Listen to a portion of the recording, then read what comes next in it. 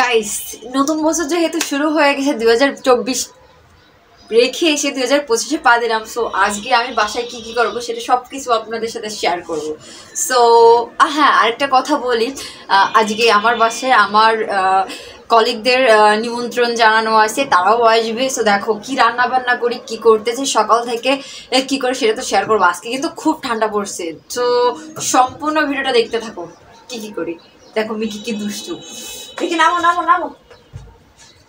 Hello guys, welcome back to my channel. তোমরা সবাই কেমন আছো? আশা করি সবাই ভালো আছে, আর আমি খুব ভালো আছি। আর হ্যাঁ, নতুন বছরের সবাইকে জানাই অনেক অনেক শুভেচ্ছা। নতুন বছরে যার যার মনের ইচ্ছা, মনের আশা সবই পূর্ণ হোক, এই কামনাই করি ঈশ্বরের কাছে, কিংবা এই প্রার্থনাই করি। যাই হোক, দেখো আজকে সকালে সকালে ঘুম থেকে ওঠার পরে আমি কী কাজ করলাম সেটা অবশ্যই তোমাদের সাথে শেয়ার করতে পারিনি, কিন্তু টুকটাক যেটা শেয়ার করার ছিল সেটাই শেয়ার করছি। দেখো আমি কিন্তু সকাল ভোরবেলা 5টার সময় উঠে অনেকগুলো কাজ করছি, সেটা কিন্তু তোমাদের সাথে অবশ্যই শেয়ার করতে পারিনি, কারণ সে সময় আমি অনেক বিজি ছিলাম। যে ক্যামেরা সেট করে ক্যামেরা পাতিয়ে আমি যে তোমাদের সাথে শেয়ার করব সেই সময় কিন্তু হয়ে ওঠেনি। দেখো তারপরে যখন আমার সময় হয়েছিল তখন কিন্তু আমি তোমাদের সাথে শেয়ার করতেছিলাম। আমি কিন্তু মশারি খুলে নিয়েছিলাম, তারপরে কিন্তু আমি বিছানাটা ভালো করে ঝাড় দিয়ে পরিষ্কার পরিচ্ছন্ন করে নিয়েছিলাম। যেহেতু আজকে আমার বাসায় গেস্ট আসবে সেহেতু কিন্তু পরিষ্কার রাখা উত্তম, কারণ আমি কিন্তু সবসময় পরিষ্কার পরিচ্ছন্ন থাকার চেষ্টা করি, কারণ আমার নোংরাপানা একটু ভালো লাগে না, কিংবা নোংরা জিনিস দেখলে আমার কিন্তু সেখানে থাকতে ইচ্ছা করে না। তারপরেও সবসময় কিন্তু ঘরে এরকমভাবে গোছানো থাকে না। গোছানো বলতে অনেক এরকম ধোয়া মোছা পরিষ্কার পরিচ্ছন্ন থাকে না, সেহেতু কিন্তু আজকে আমি অনেক পরিষ্কার পরিচ্ছন্ন করেছি আর অনেক কষ্ট হয়েছে। দেখো এটাই আমার ফাইনাল লুক বেডের। বেডশিটটা অনেক সুন্দর, দেখো কম দামের ভিতরে বেডশিটটা কিন্তু দারুণ ছিল। যাই হোক, দেখো আমি কিন্তু বেডটা গুছিয়ে নেওয়ার পরে নিচে কিন্তু ঝাড়ু দিয়ে নিলাম। দেখো নিচে কিন্তু অনেক ময়লা হয়েছে এর জন্য মিকি বলতে আমাদের বিড়ালের বাচ্চাটা কিন্তু অনেক নোংরা করে ফেলে আলু টালুর খোসা নিয়ে।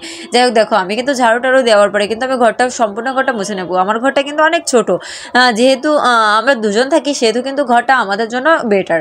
যাই হোক, দেখো আমি ঘরটা মুছে নেবো। যতটা সহজ মনে হচ্ছে ঘরটা মুছে, ততটা সহজ আমার কাছে ছিল না, কারণ আমি কখনো এরকমভাবে এত কাজ করিনি। আজকে কিন্তু সকাল থেকে বিকাল পর্যন্ত কাজ করতে করতে আমি অনেক হাঁপিয়ে গেছিলাম। সো দেখো আমি কিন্তু সকাল থেকে বিকাল পর্যন্ত কী কী কাজ করছিলাম সেটা কিন্তু তোমাদের সাথে শেয়ার করবো। কিছু কিছু জিনিস স্কিপ হয়ে গেছে, সেটা কিন্তু তোমাদের সাথে শেয়ার করতে পারিনি, কিংবা সেটা আমি ভিডিও ক্লিপ নেইনি, কারণ আমি ব্যস্ততার কারণে কিন্তু আমি ভিডিও শুট নিতে পারিনি। যাই হোক, দেখো আমি কিন্তু ঘরটা মোছার পরে কিন্তু বারান্দা টান্দা পরিষ্কার করে, তারপরে কিন্তু কিছু থালা বাসন ছিল যেগুলো আমি কিন্তু পরিষ্কার করেছিলাম। হ্যাঁ, আমার কিন্তু থালা মাজনিটা কিন্তু শেষ হয়ে গেছে, আমার কিন্তু ওটা কিনতে হবে, কিন্তু আমি কিন্তু আপাতত শপিং ব্যাগ দিয়েই থালাটা মেজে দিচ্ছি। হ্যাঁ, তোমরা বলতে পারো যে শপিং ব্যাগ দিয়ে কি পরিষ্কার হয়, যেটুকু পরিষ্কার হয় সেটুকুনি যথেষ্ট, কারণ আমি থালাতে জাস্ট একটা কেক রাখছিলাম আর কড়াইতে লুচি ভাজি করছিলাম, এটাই। কিন্তু বেশি একটা ময়লা কিংবা বেশি একটা আঠা করা ছিল না, যার জন্য কিন্তু আমার খুব সহজে এটা পরিষ্কার করে ফেলতে পারি। দেখো আমি কিন্তু ধুয়ে নিলাম, আর হ্যাঁ ধোয়াটা অবশ্যই তোমাদের সাথে শেয়ার করে আমি কিন্তু ট্যাপ ছেড়ে দিয়ে ধুয়েছিলাম। এটা ধোয়ার পরে কিন্তু এখানে পরিচ্ছন্ন করে নিতে হবে। যেহেতু তারা আমার বাসায় আসবে সেহেতু কিন্তু তাদের আসার আগে আমার কাজ কমপ্লিট করে রাখতে হবে।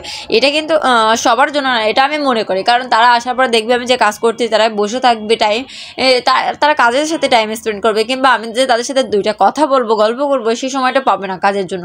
এর জন্য কিন্তু আমি তাদের আসার আগে আগেই কাজটা কমপ্লিট করে রাখার চেষ্টা করতেছি। দেখো তারপরে কিন্তু থালবাটি ধোয়ার পরে কিন্তু রাইস কুকারটা অনেক ময়লা হয়েছিল। ময়লা বলতে কিন্তু ভাতের ফ্যান পরে এখানে ময়লা পড়ে গেছিলো, যার জন্য কিন্তু আমি রাইস কুকারটা পরিষ্কার করার সিদ্ধান্ত নিলাম। যে তো রাইস কুকারটা দেখতে খারাপ লাগতেছে এর জন্য, আর মানুষ বাসায় এসে কি বলবে যে রাইস কুকার যেটাতে আমরা ভাত খাই সেটা এত নোংরা।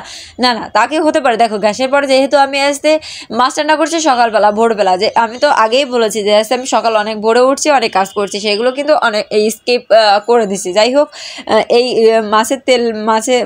মাছের ঝোল পরে কিন্তু গ্যাসটা এরকম হয়ে গেছে, এর জন্য কিন্তু গ্যাসটাও মুছে নিলাম। যেহেতু রাইস কুকারটা মুছলাম, গ্যাসটাও মুছে নিলাম, সবগুলো আবার কিন্তু পরিষ্কার পরিচ্ছন্ন করে। দেখো আমার কিন্তু গ্যাসটাও অনেক সুন্দর লাগতেছে, রাইস কুকারটাও সুন্দর লাগতেছে। মোছার পরে কিন্তু জল মোছার পরে কিন্তু আমি হালকা ন্যাকড়া দিয়ে মুছে নিলাম। ন্যাকড়া বলতে এটা কিন্তু পরিষ্কার ন্যাকড়াই ছিল, কারণ আছে জল লেগে থাকলে এগুলো সমস্যা হতে পারে, যেহেতু ইলেকট্রনিক জিনিস, আর এটা গ্যাস জং ধরে যেতে পারে। দেখো আমি কিন্তু রান্নাবান্না কমপ্লিট করার পরে সবাইকে খেতে দিয়েছি, আর তারাই কিন্তু চলে আসছিলো। এরাই হচ্ছে আমার গেস্ট আর অনেক আপনজন।